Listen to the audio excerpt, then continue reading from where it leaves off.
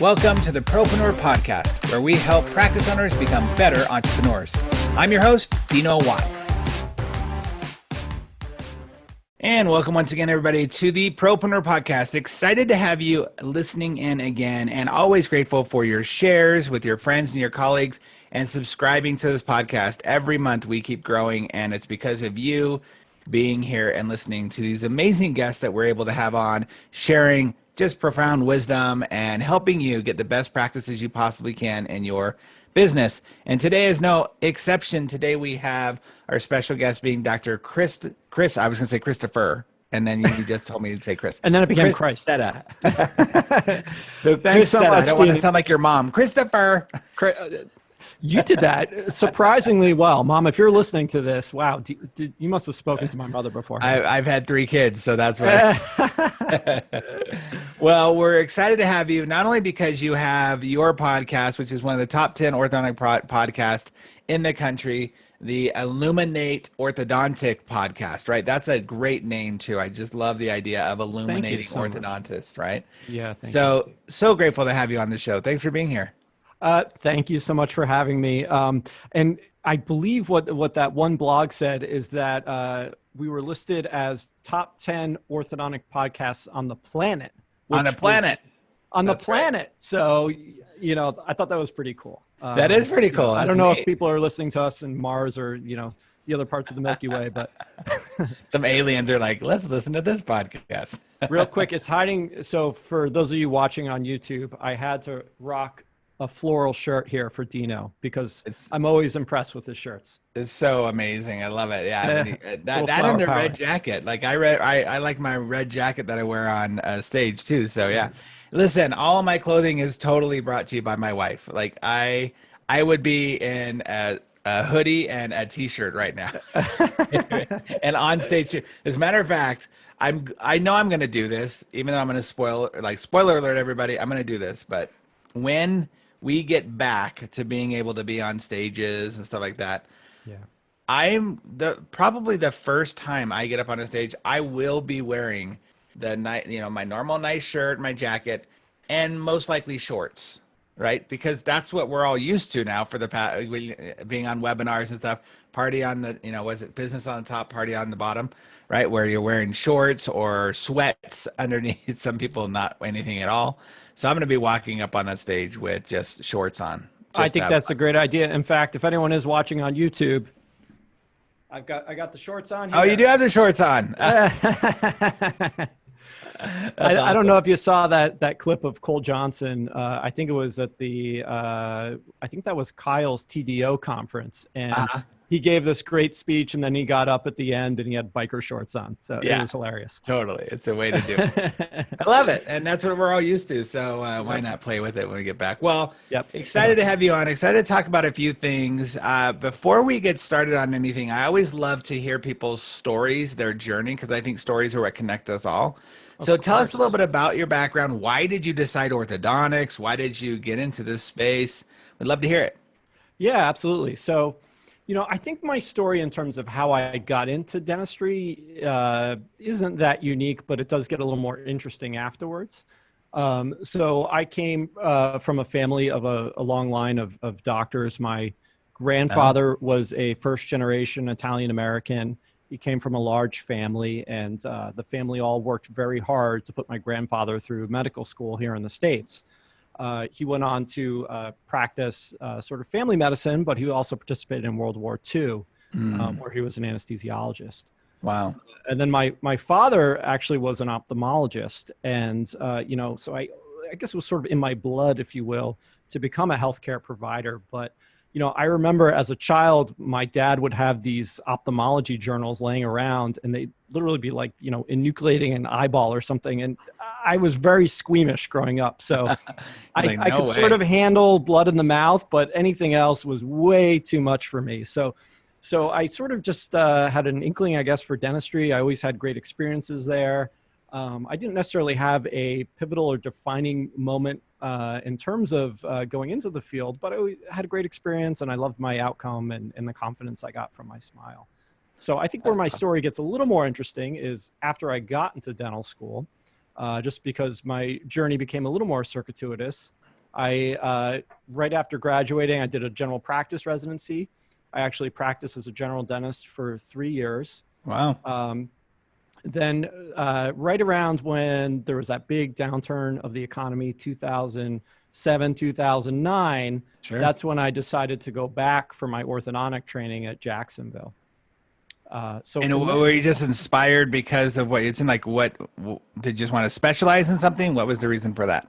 Yeah, good question. So I in the back of my mind, always really loved orthodontics. Oh. There were certain things that I really enjoyed with general dentistry. I particularly loved the cosmetic aspects, whether it was, bonding, veneers. There was other procedures I liked, but for me, everyone always has such fun and wants to be at the orthodontist. And that's not always the case at the dentist's office. So just that energy I was really attracted to. Nice. Yeah. So as far as, once I became an orthodontist, I was mentioning to you in the pre-interview, I practiced in New Jersey as an associate for 6 years up there. And then most recently, finally convinced my wife to move down to Florida, and we're located in St. Petersburg, Florida now. Well, that's awesome. That's great. And you work for which office right now? So right now I'm with Blue Wave Orthodontics, which is in the Tampa Bay area, Florida. And I work with a gentleman named Dr. Randy Feldman, who a lot of you might have heard. He's been on the speaking circuit. Nice. Very cool.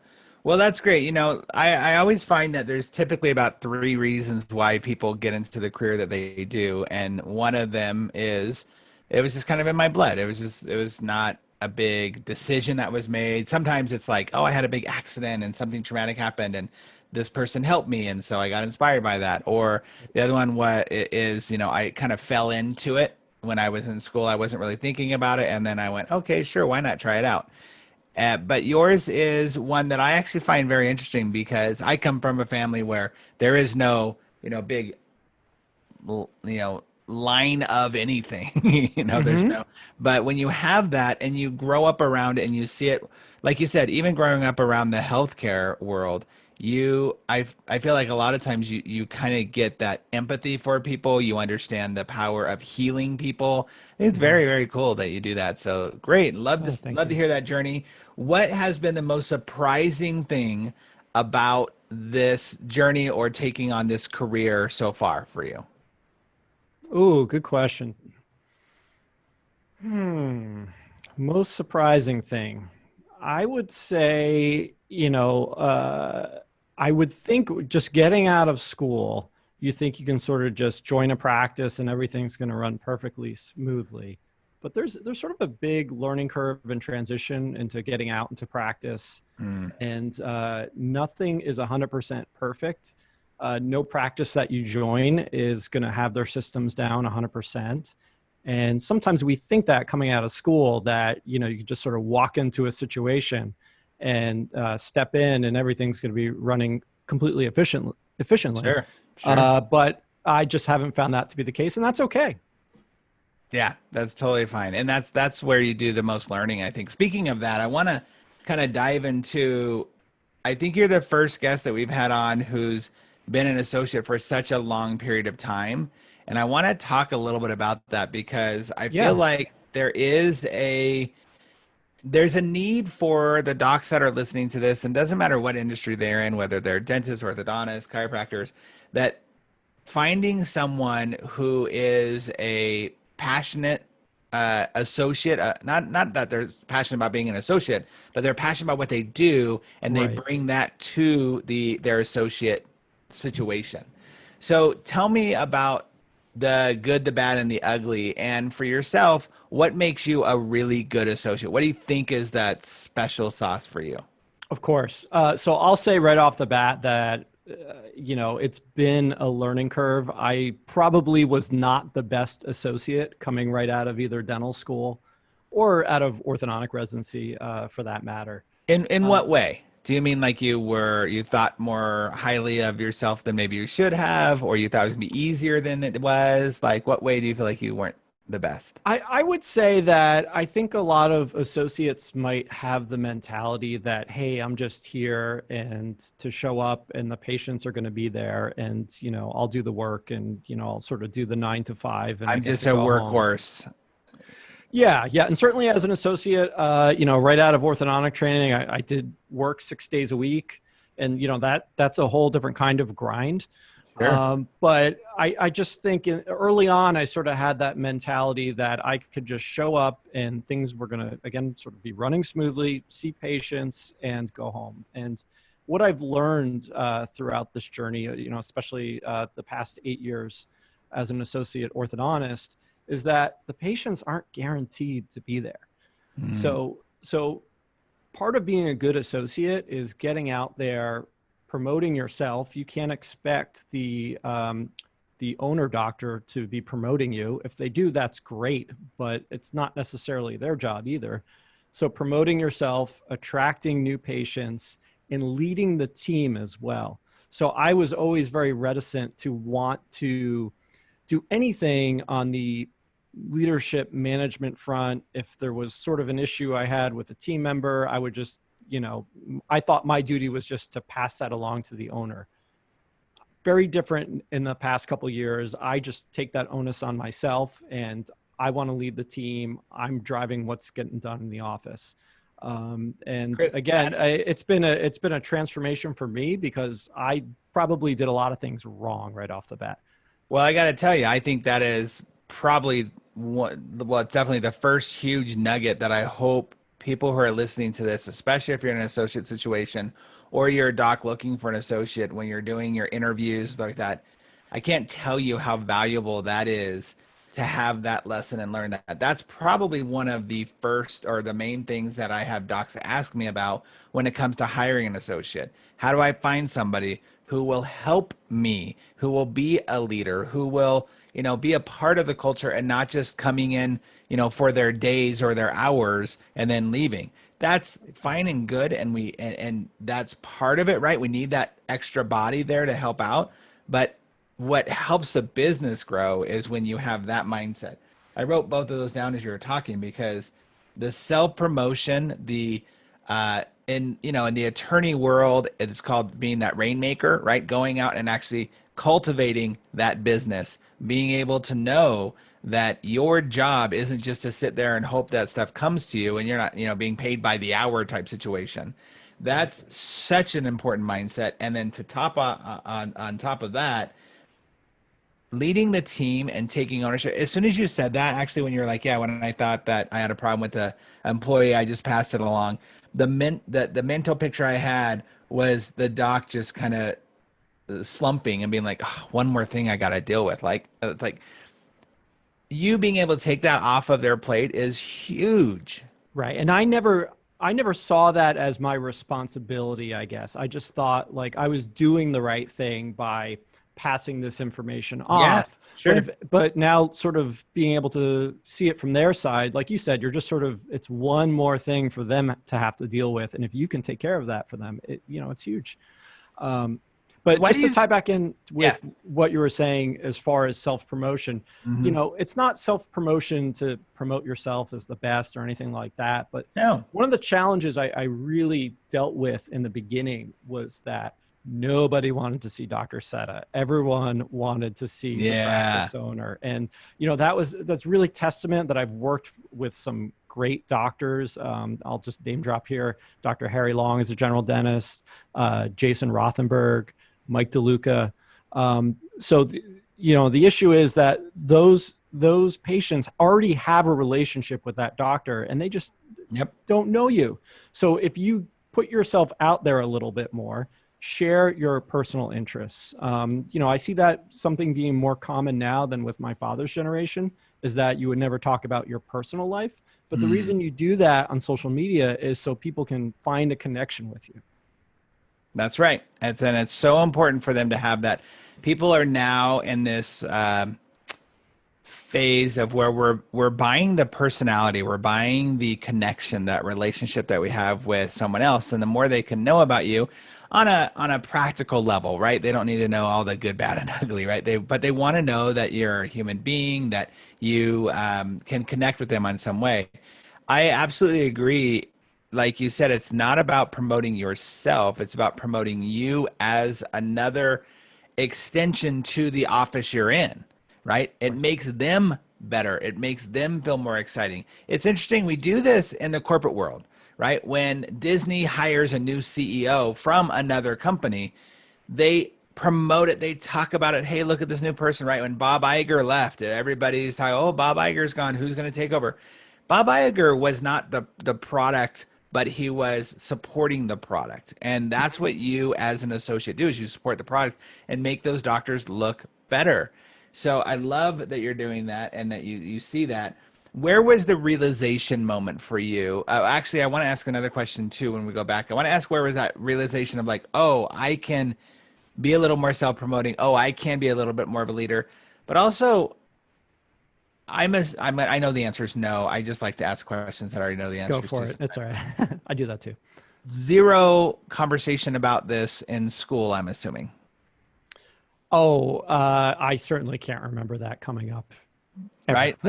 Like, you would think the majority of graduates are going to be associates, like the majority of them. Yeah. You would think that would be at least, a quarter, a semester, something about how do we be great associates. And I know they're so worried about technical stuff, but yeah. Yeah. And, one other point, I was listening to your interview with Alyssa Carter recently, and she mentioned the fact that a lot of times as new graduates, you come out and you have all the best technology in residency and you have access to absolutely everything, but you don't need all the toys and gadgets to be successful.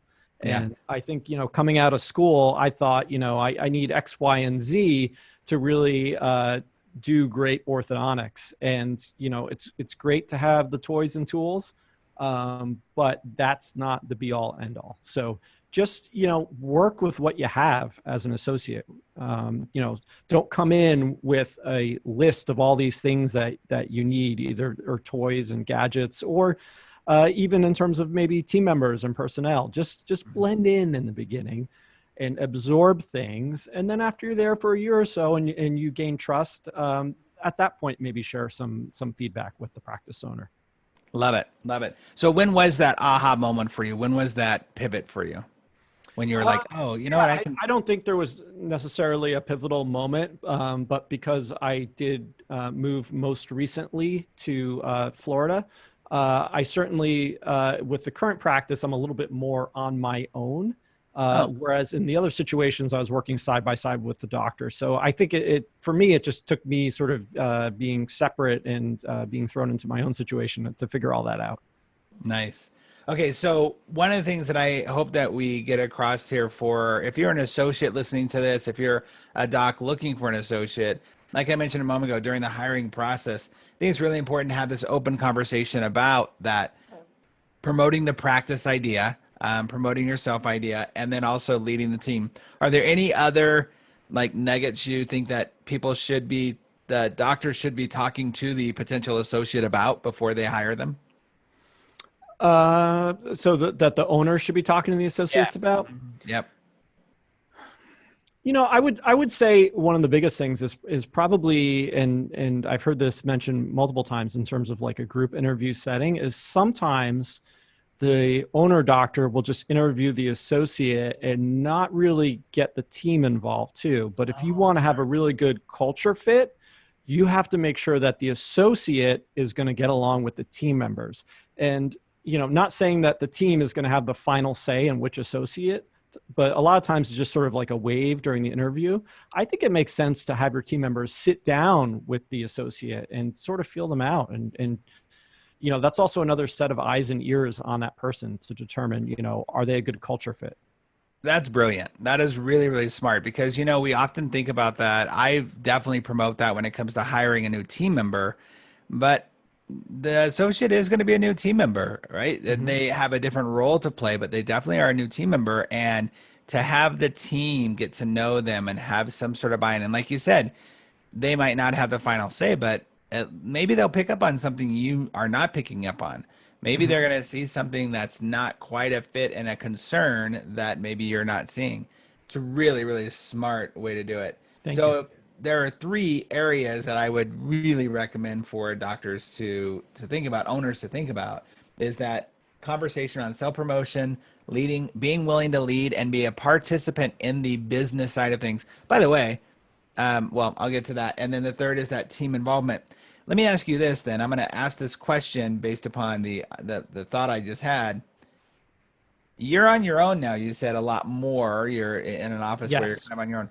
Are you actively then learning more about the business side of owning a business? And is that something that you have been lucky enough to be kind of mentored in during that time? You know, I certainly did get a fair amount of mentorship in terms of working side by side with the practice owners. And I did absolutely pick up a lot. But sometimes as well, they would sort of handle a lot of things behind the scenes that I wasn't aware of. And now that I have a little bit more freedom on my own, I'll sort of encounter these issues and figure them out on my own, if that makes sense. Yeah, I think that's one of the things that I would actually throw out there too, is docs and owners of the business have take the opportunity to not only mentor them in the business side of things, which I know many of them are learning on their own as well, right? They're learning as they go as well. Sure. But use that as an opportunity to delegate responsibilities so that associate can learn. I personally, if I was interviewing a new associate, one of the things I would talk about for sure is how I expect them to help me grow the practice by learning some of the business principles, whether they ever go on to own their own practice in their lifetime or not, but to be able to know how business is running so they can be more sensitive to situations that I'm having to deal with, so they can be more helpful in those situations, and I can delegate a few of those responsibilities over. I think that'd be really, really smart.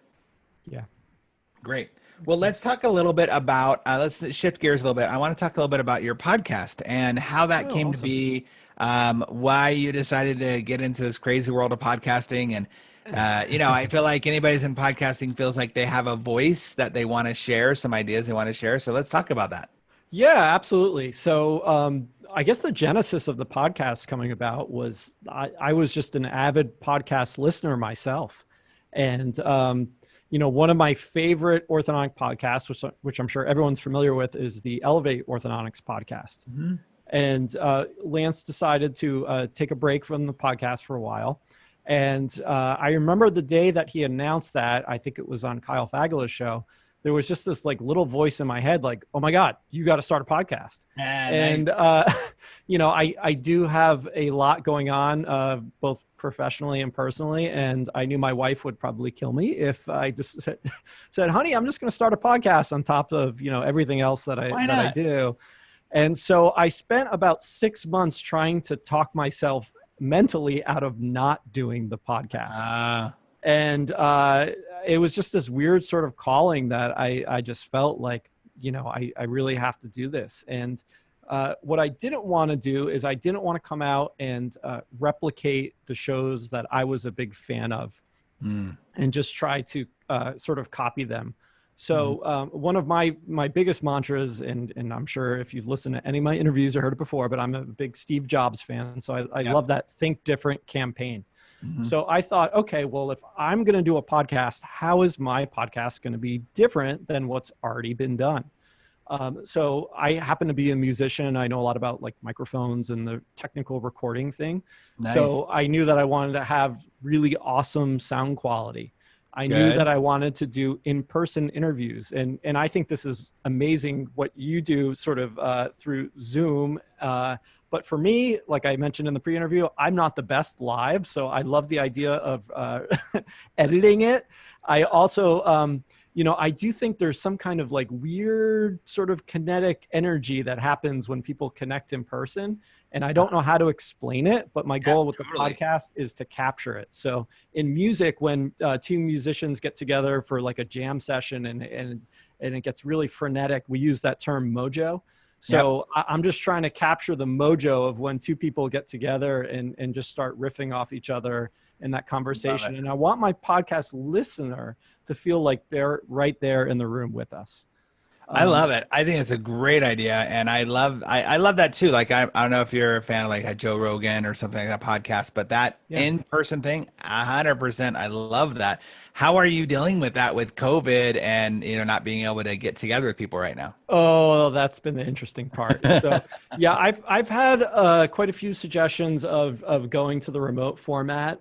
Basically, I just went into hiding for 3 months and decided not to put out a show. I guess I wanted to maintain my artistic integrity or whatever. But now I'm basically road tripping to guests and staying properly socially distanced. And nice. Yeah.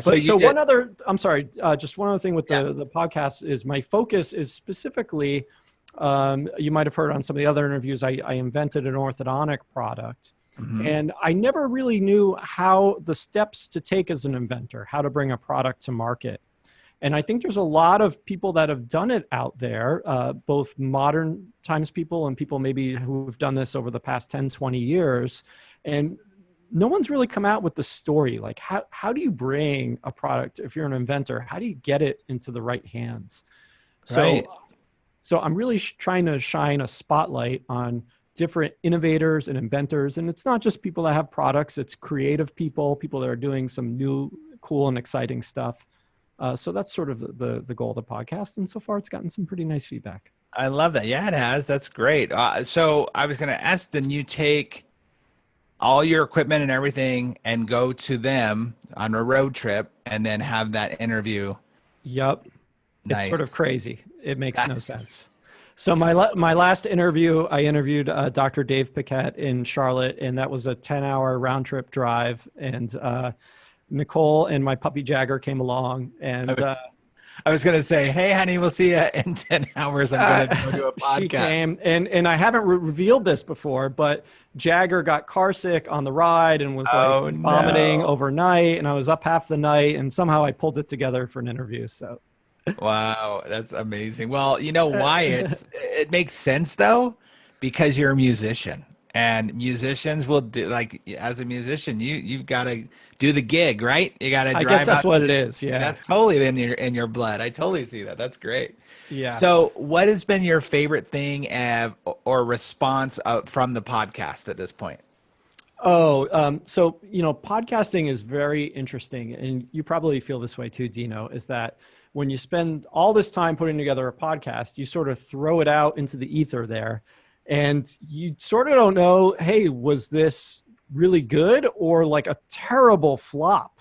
Yeah. Because on social media, when you post something on Facebook or Instagram, you automatically get, likes and comments and people say great job or whatever. Instant gratification. And a podcast is like so delayed that you're like, you don't even know like how people are receiving it. So, I do really appreciate when people post, rate the podcast or put reviews on Apple Podcasts. I'm sure you feel the same way. Yep. Or even just people that send me like a personal message. Hey, really enjoyed that show. That like makes my day. It totally does. Idea right? It totally does. The podcast is terrible or not. So I'll have a random person like at an event that come and be like, oh yeah, I listen to your podcast all the time. I'm like, that's the best. I know, it's the best. I often equate it to the same thing with writing a book, right? Is that you put this thing out there and it's like, okay, judge my baby, right?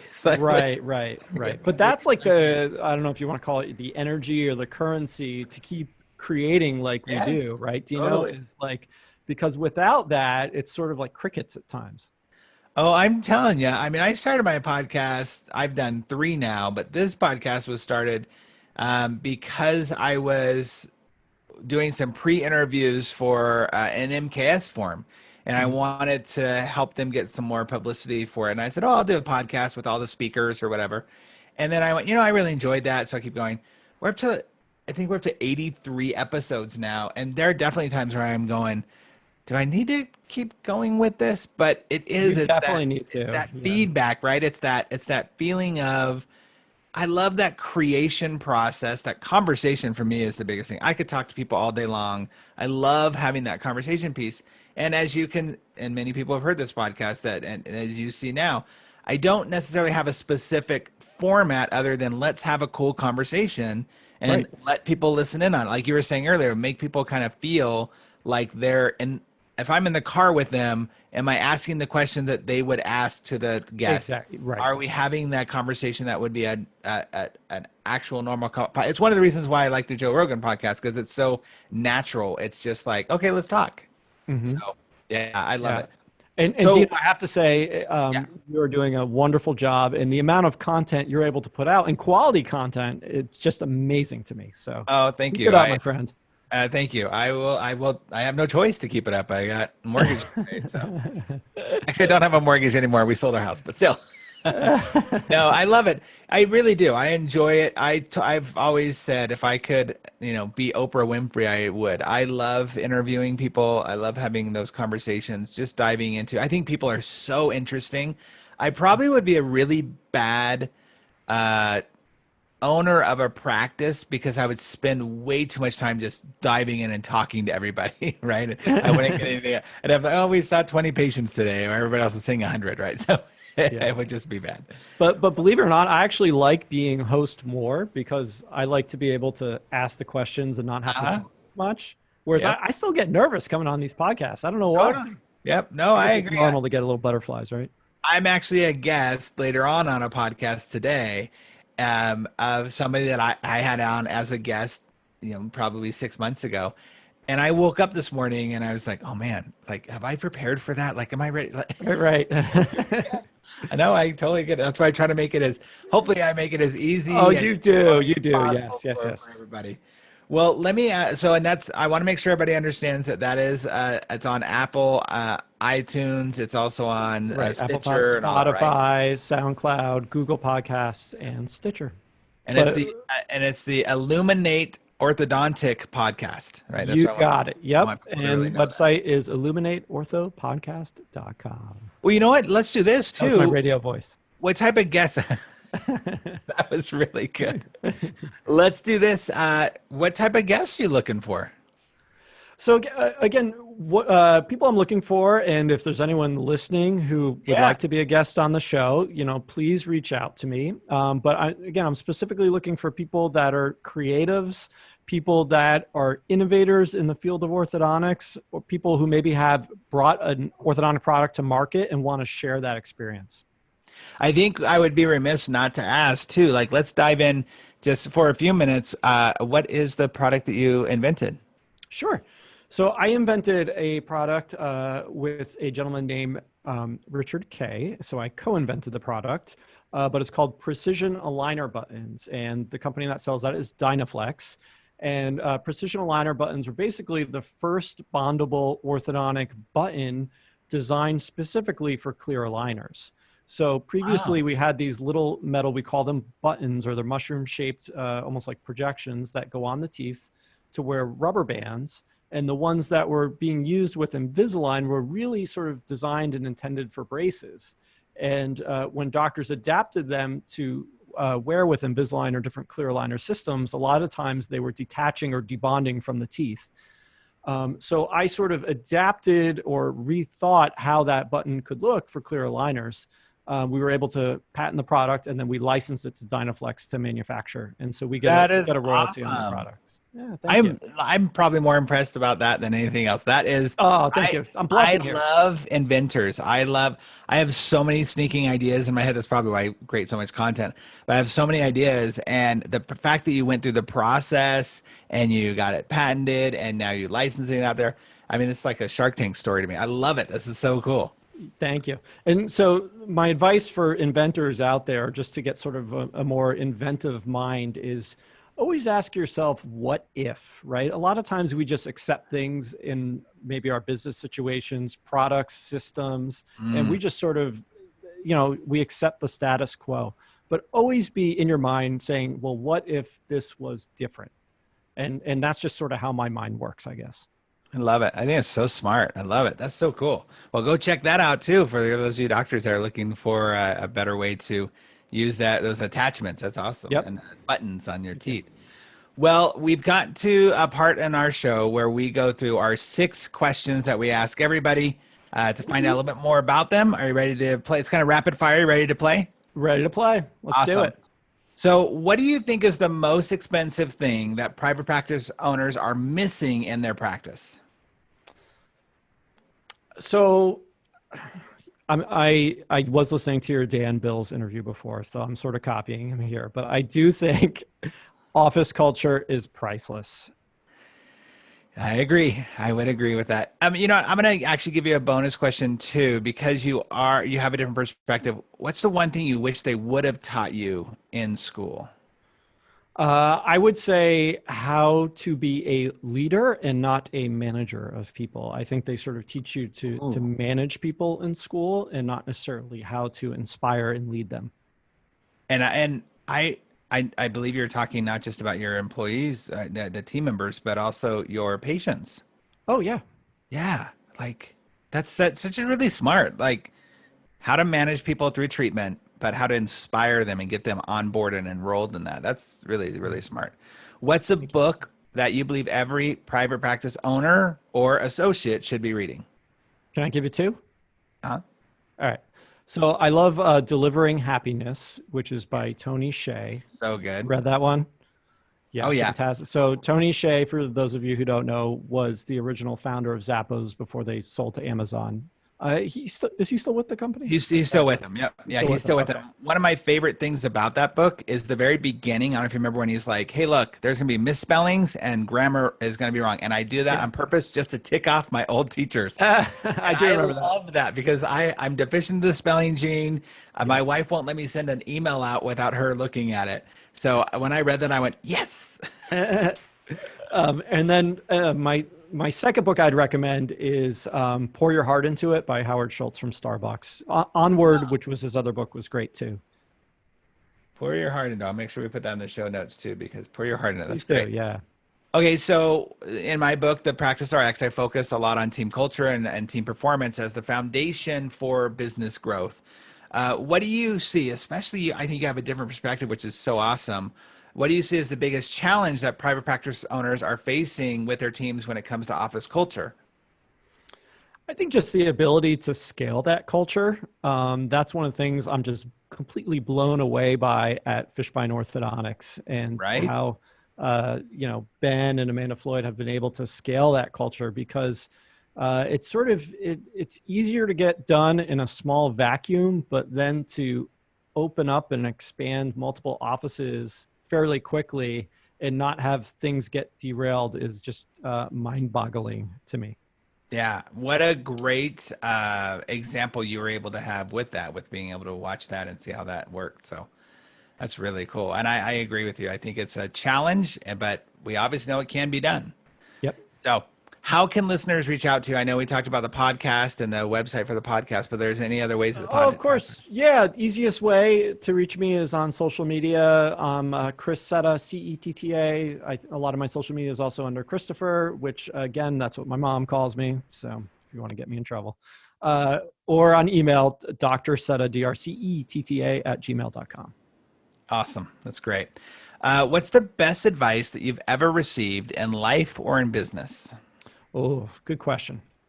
I would say, so one thing I've struggled with in the past is confidence. So just something simple that people have told me. One that comes to mind is Dr. Chris Fellman. Just be confident in yourself. And it's a mindset thing.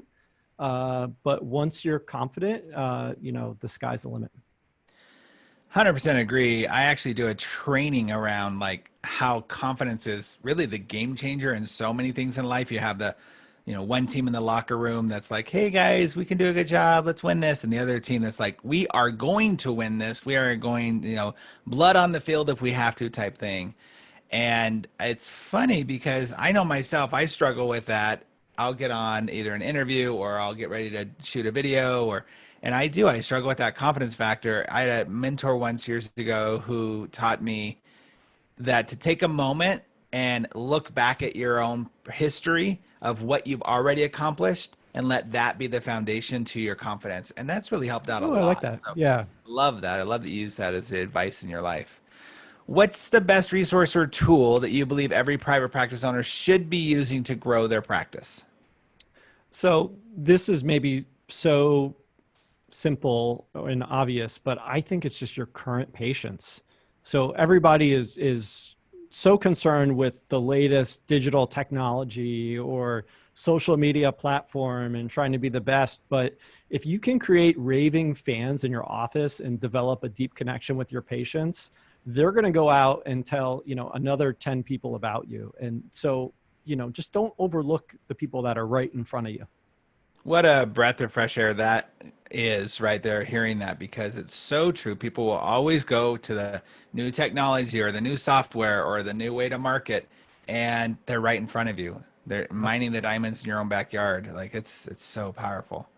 That's awesome. Wow, Chris, thank you for an amazing conversation and great wisdom. I definitely truly believe that there are people who are listening to this, driving doctors who are thinking about getting an associate, who now realize, oh, there's definitely these 3 areas I want to be thinking about when I'm hiring that new associate. Or if I have an associate, to go kind of reignite the conversation with them around these things. And not only will you be doing yourself a favor, but your associate as well. Absolutely. And then thank you for sharing with us about your podcast. I highly recommend everybody go and check that out, listen to those great conversations. And I'm just super impressed with, at your, young age in your career, if you will, right? I know you've been there for 8 years now, but to have already invented something and shared a piece of you with the industry, like that'll be there forever, right? That's your legacy. That's so amazing. I guess I never thought of it like that, but yeah. No, totally. As soon as you start talking about that, that's why I'm so impressed by people who invent stuff, that you've left a piece of you. You're a Steve Jobs fan, right? The dent in the universe. Yeah. You've left that dent in the universe. A very, very tiny dent. But it's a dent. It's a button. Yeah. I got to say, for the coolest thing for me is I was at an AAO meeting, and there was a doctor there from New Zealand who purchased my product. And I just, I always want to go to New Zealand and Australia. I haven't been yet. And that just sort of blew my mind that someone was using something I thought of in my mind in their practice in New Zealand. It's super impressive. I want you to talk about confidence. Take that in and think about that. That's so cool. So thank you for sharing that with us. And thank you for having me. I really appreciate it. Yeah. Everyone listening, please go reach out, subscribe to the podcast, and help Chris out. And gosh, just gave us so many great nuggets. So thank you so much, everybody. Thanks again, everybody, for being here. And remember, don't forget to share this podcast, subscribe to it, share it with your friends and your colleagues. Let them know what you learned out of it. We want to share as many best practices as we possibly can, always trying to give you the best information that is out there. Again, thank you for listening to the Propreneur Podcast, and hope you will always remember that our job here, our goal here, is to help you be more proactive, productive, and profitable in all areas of your life and business. See you on the next episode, everybody. Thanks so much again for listening to the Propreneur Podcast. We really appreciate your support. If you haven't subscribed already, please make sure you do so. Also, if you feel like you might be a good fit for our podcast as a guest, or know somebody who you think would be, go ahead and email us at dino@dinowatt.com. Again, thanks for support. We'll see you on the next episode.